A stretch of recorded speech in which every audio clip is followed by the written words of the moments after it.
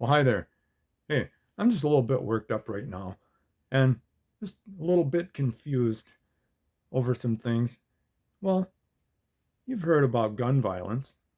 Yeah, and how the Biden administration wants to protect us by getting rid of the guns. Yeah, especially the ghost guns because they don't have a serial number and most of them, the guns you assemble at home, those those are being used in crimes more often now. Well, I thought about that and I thought, what if the gun really is the perpetrator in the crime? I'm only 62, so I'm learning as I go. Yeah, and so are you. So I'm going to teach you something through this experiment. Yeah, here's how it works. Because well, I know how a criminal works to a degree, to a little bit. Well, because they, some of them will actually file or grind the serial numbers off of a gun. So, I mean, then it doesn't really matter if you have one or not. And well, and plus they're letting them out of jail, out of prison, especially in California. But what I did, I took these matches because I'm finally figuring out how fires start. And there's really no arsonists. They shouldn't call it arson.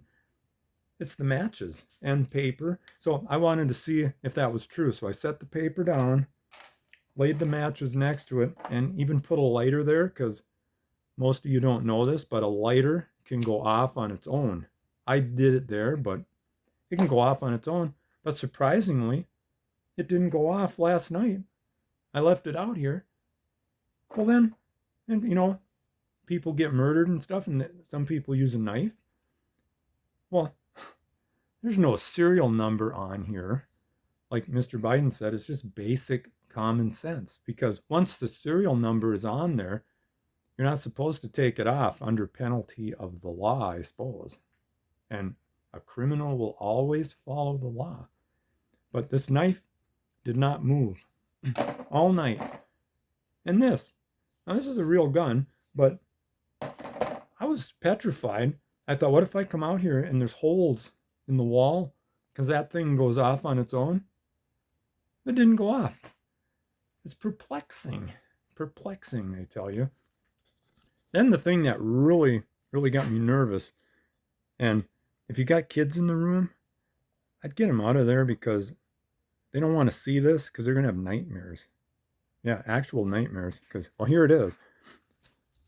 See this van? Remember the guy that drove into the Christmas parade this last year in December? Yeah. Here, here, I under, I thought the guy actually drove the vehicle into the people. No, no, and that's what's got me worked up is I stood in front of that van. What if it decided to just come after me?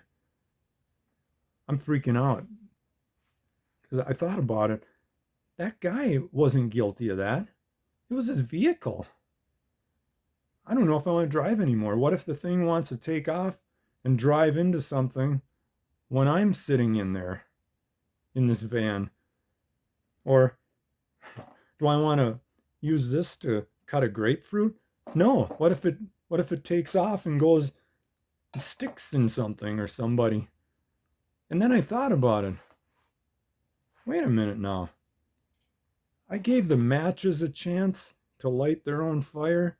I gave the knife a chance to do something. I gave this gun a chance. I even put a softball bat up there, and none of it moved when I wasn't in here. The things you can learn, even at 62. It's the person behind the stuff that doesn't. Oh, I just feel a lot safer now. Feel a lot safer. I'm going to start driving again. Yeah. Well, I hope that helped you somewhat. Well, have a good day, and thank you for watching.